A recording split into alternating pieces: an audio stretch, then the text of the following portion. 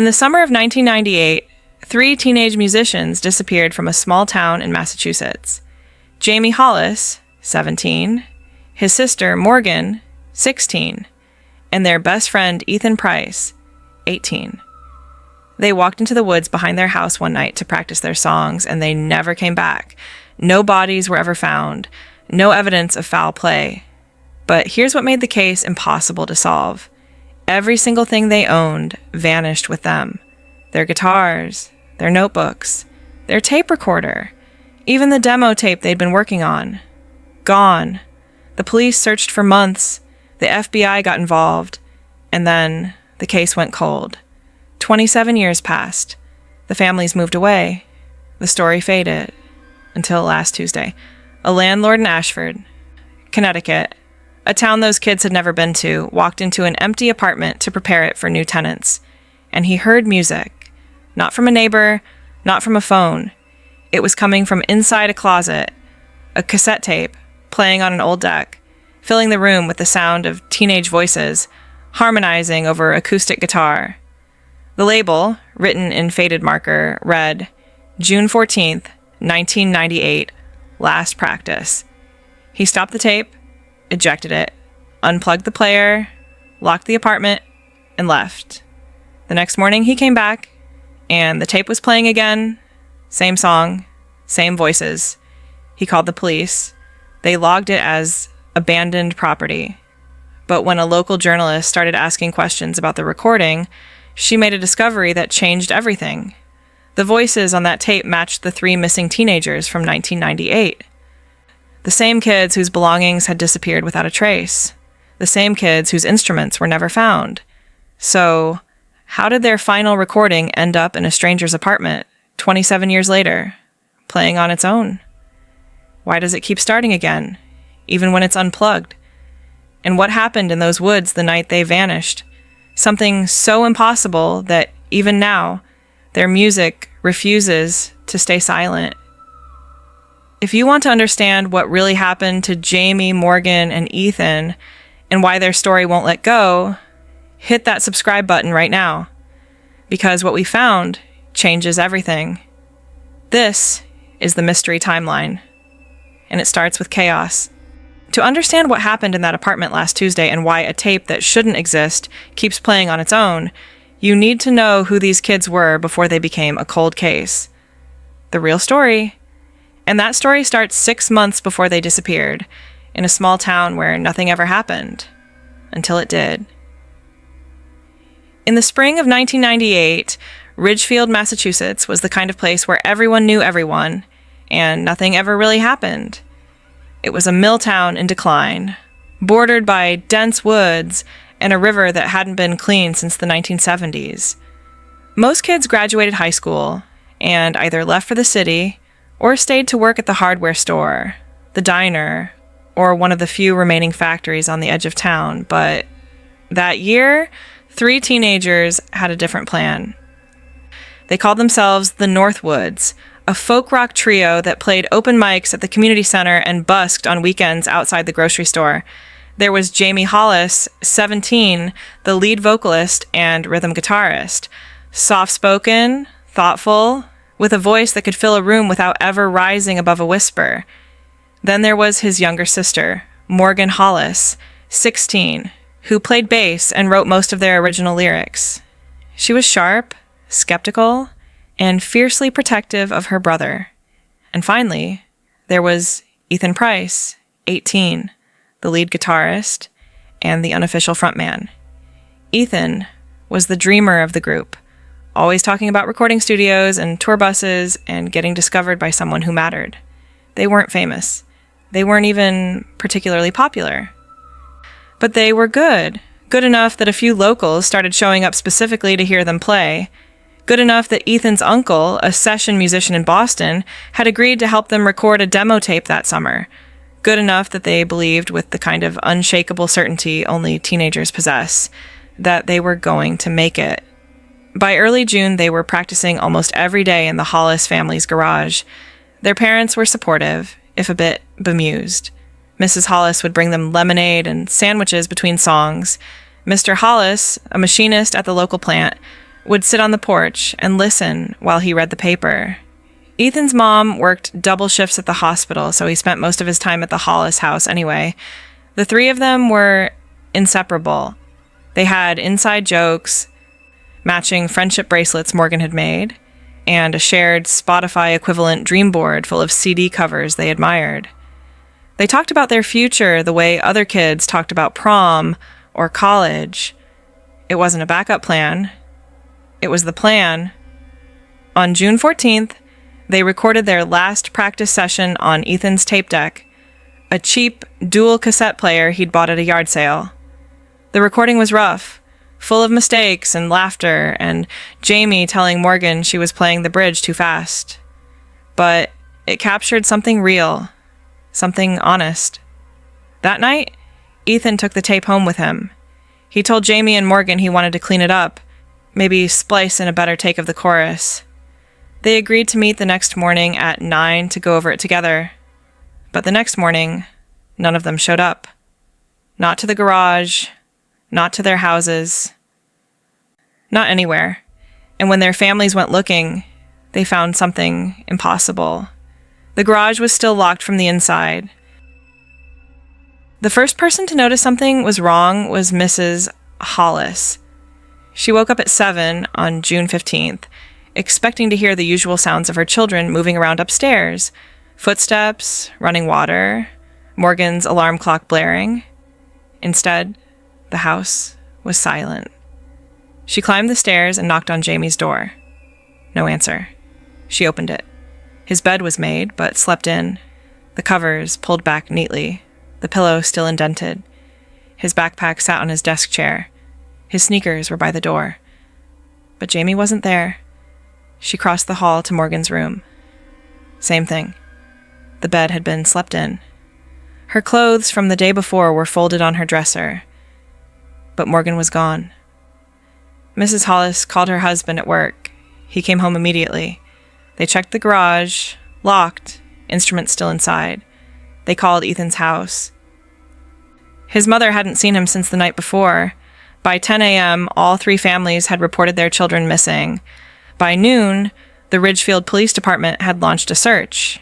And by evening, they'd found the first clue that made everyone deeply uneasy. Ethan's tape deck was discovered in the woods behind the Hollis house, half buried under leaves near the riverbank.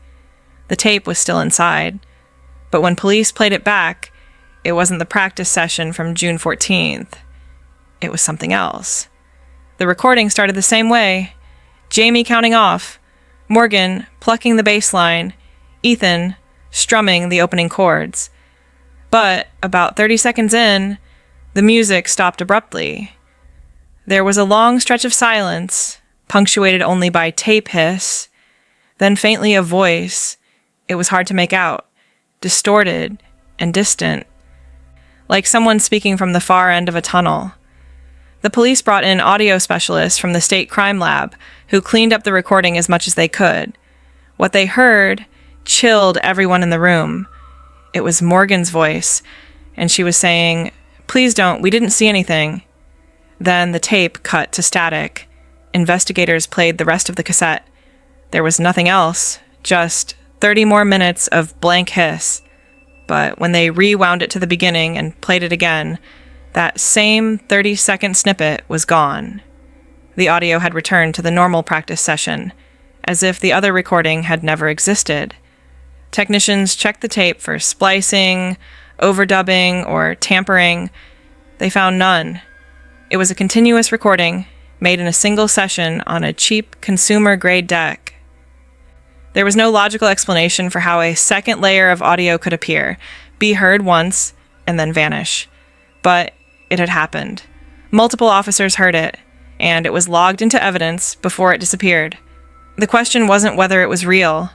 The question was, what had Morgan been so afraid of? The search intensified.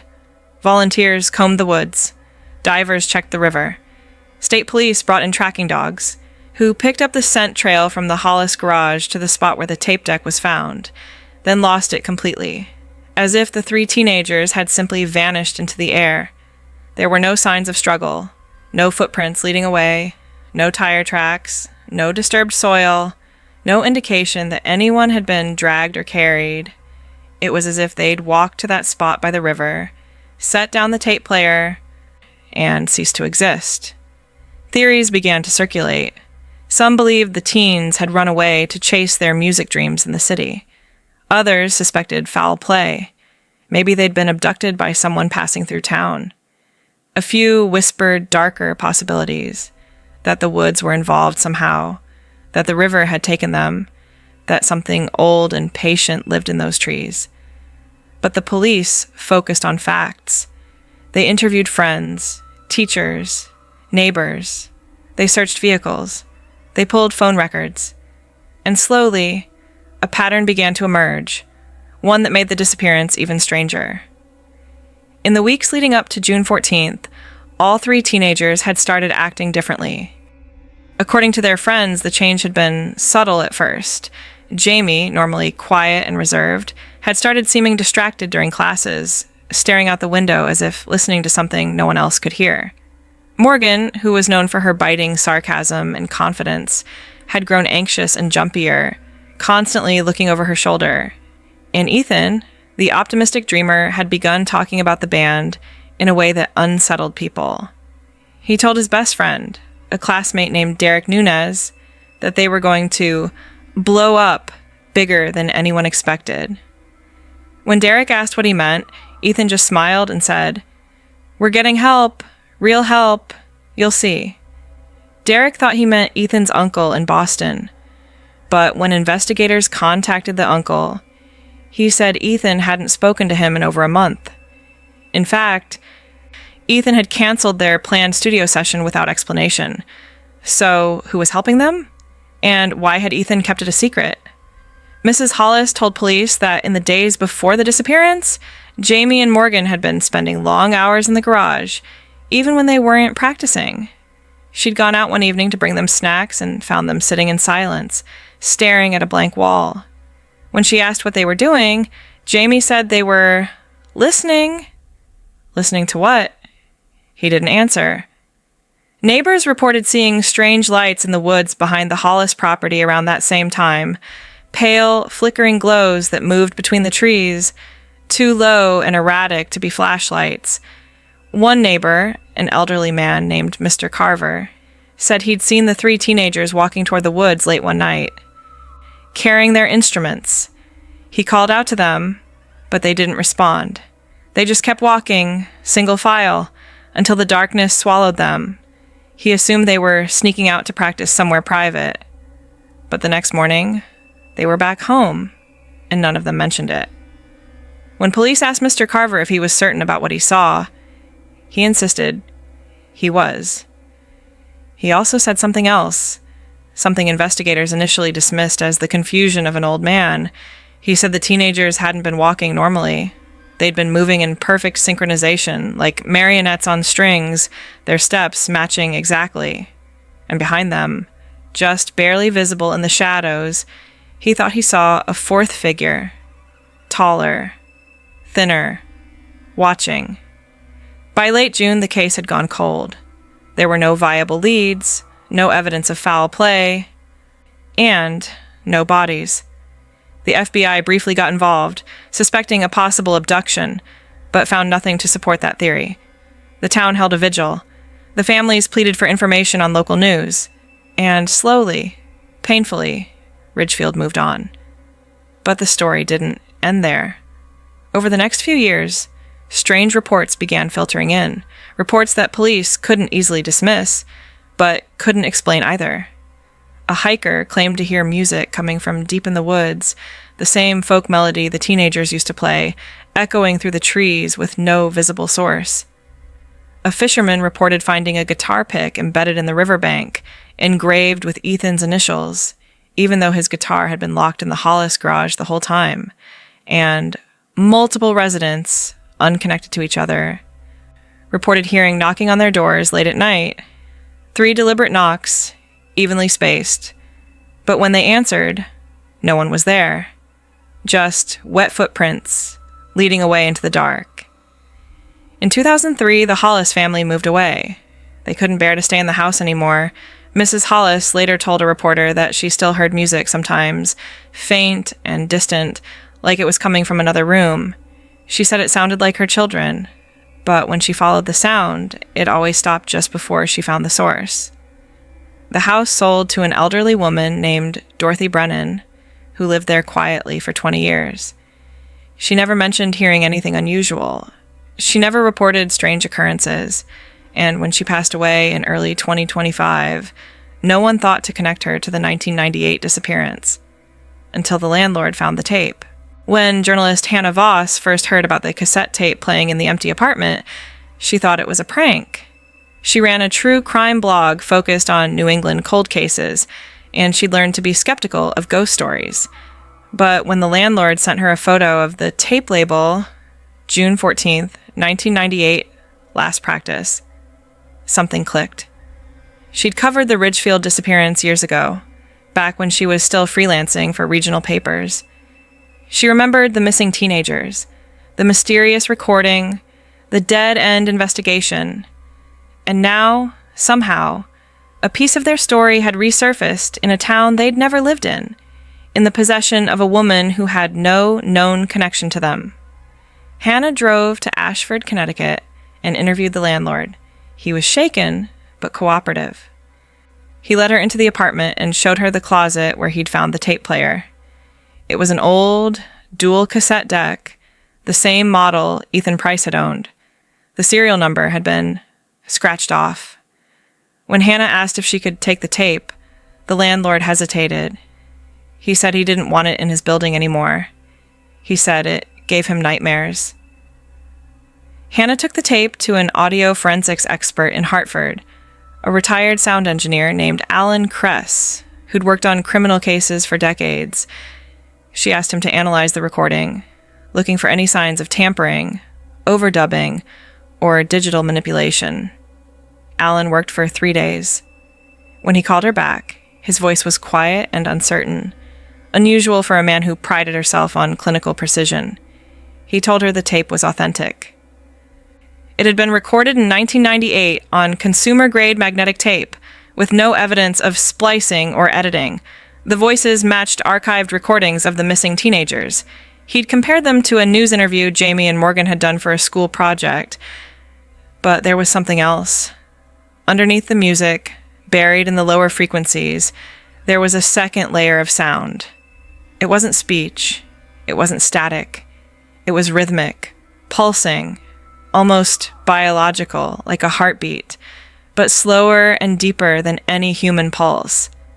Alan had isolated it, amplified it, and run it through a spectrogram. The pattern repeated every 11 seconds. And when he cross-referenced it with environmental audio databases, he found a match. It was the sound of water moving underground. Specifically, the acoustic signature of a subterranean river or cave system. Hannah's hands went cold. She asked Alan if he could pinpoint a location. He said the frequency and resonance were consistent with limestone karst topography, common in parts of New England, especially in areas with old mining operations or natural cave networks. Ridgefield, Massachusetts sat on a limestone shelf, and according to geological surveys from the 1950s, there was an abandoned quarry less than 2 miles from the Hollis house, with a flooded tunnel system that had never been fully mapped. Hannah returned to Ridgefield and spoke with the current owners of the Hollis property. They were a young family who'd bought the house in 2010, unaware of its history. When she asked if they'd ever noticed anything unusual, the wife hesitated. Then she admitted that their daughter, who was 7, had started talking about the music people who lived in the basement. The family didn't have a basement, just a crawl space with a dirt floor. But the daughter insisted she could hear them playing songs down there, and sometimes they knocked on the walls. The parents had dismissed it as an overactive imagination. Now, they weren't so sure. Hannah asked if she could inspect the crawl space. The family agreed. She crawled through the narrow access hatch with a flashlight, her breath fogging in the damp air. The space was low and cramped, filled with cobwebs and old insulation. But in the far corner, she found something that made her stop. The dirt floor had collapsed inward, creating a small sinkhole about 2 feet across. She shined her light into the opening. Below, she could see stone, smooth, water-worn limestone, and beyond that, darkness, the kind of darkness that went down a long, long way. She called the police. The Ridgefield Police Department contacted the state's cave rescue team, who arrived with ground-penetrating radar and spelunking equipment. They confirmed what Hannah had suspected. Beneath the Hollis property, there was a natural cave system connected to the old quarry tunnel network. The entrance had likely collapsed decades ago, buried under soil and forgotten. But it was still there. And it was accessible. A team of 6 specialists descended into the cave on a cold morning in late April 2025.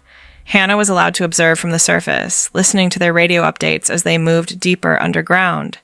The air was thin and damp. The walls were slick with mineral deposits. And about 300 feet down, they found the first sign that someone had been there before. Scratches in the stone. Deliberate, repeated marks. As if someone had been carving or scraping the wall. The marks formed patterns, lines, circles, shapes that didn't quite make sense. One of the cavers, a woman named Dr. Elise Tran, recognized them. She said they looked like older symbols, pre-colonial, possibly used by indigenous groups in the region for navigation or spiritual marking. But these carvings were fresh. The stone around them was still pale, not yet darkened by moisture and time. Someone had made these marks within the last 30 years. They continued deeper.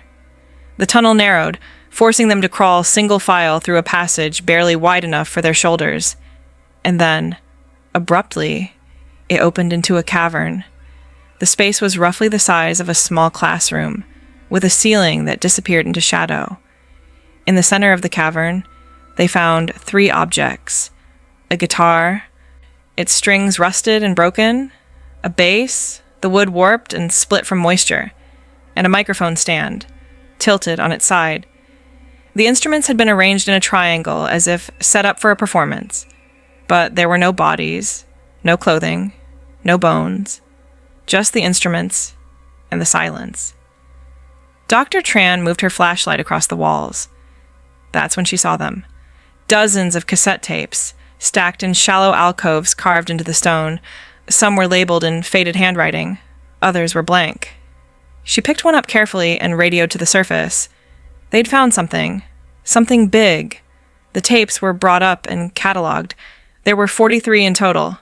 Most were blank or filled with static, but 9 of them contained recordings, and every single one featured the voices of Jamie Hollis, Morgan Hollis, and Ethan Price. The recordings were not practice sessions. They were confessions, apologies, pleas. In one, Jamie's voice, thin and exhausted, said, "We didn't know what it wanted. We thought it was helping us." In another, Morgan whispered, "It said we could be heard everywhere. It said we'd never be forgotten." And in the last tape, Ethan's voice, barely audible, said, "We're still playing. We can't stop. Please tell them we can't stop." Audio analysis confirmed the voices matched the missing teenagers. The recordings had been made on the same type of tape deck found in the woods in 1998, but there was no equipment in the cave, no power source, no explanation for how the tapes had been created or who had placed them there. The investigation reached a dead end. The cave system was sealed. The instruments were logged as evidence. The tapes were archived, and the case, once again, went cold. But the question remained, if the teenagers had died in that cave, where were their bodies? And if they were still alive somehow, trapped, transformed, or something worse, why did their music keep surfacing decades later in places they'd never been? Dorothy Brennan, the woman who'd lived in the Hollis house from 2003 until her death in 2025, had kept detailed journals. Her nephew found them while clearing out her belongings, and after hearing about the cassette tape, contacted Hannah Voss. The journals spanned 20 years. Most entries were mundane, grocery lists, appointment reminders, thoughts about gardening. But starting in 2004, Dorothy began writing about the music. At first, she described it as faint and soothing, like a radio playing in another room. She found it comforting. She thought it was her imagination, or perhaps the house settling. But over time, the music grew louder.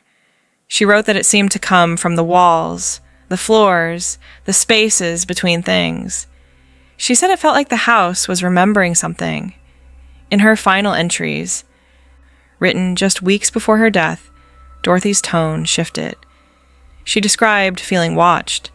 She wrote about hearing knocking at night, 3 knocks, always 3, and finding wet footprints in the hallway, even though she lived alone.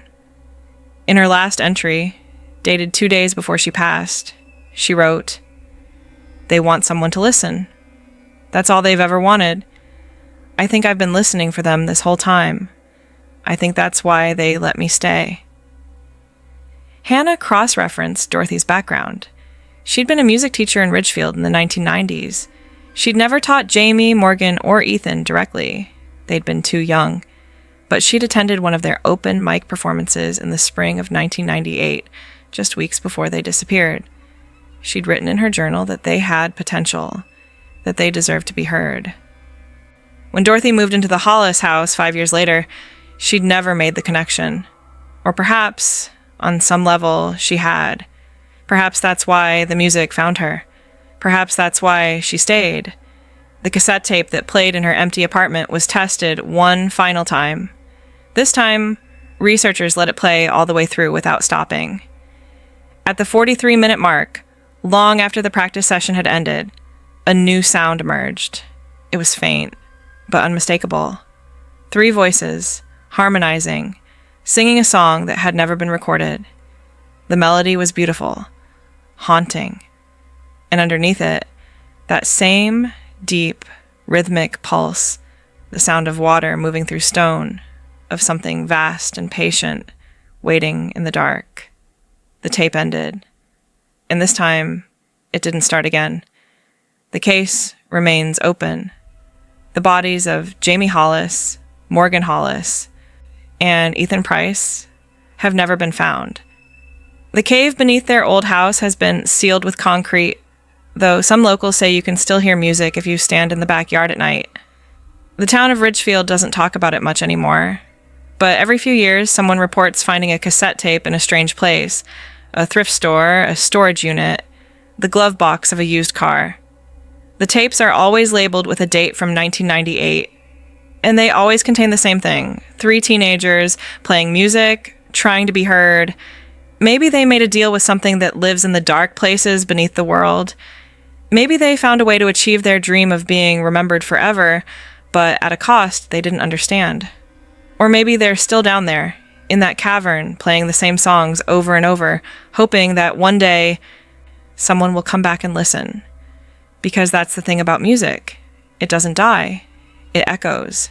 It lingers. And sometimes, if you're quiet enough, you can still hear it calling from the places we've forgotten.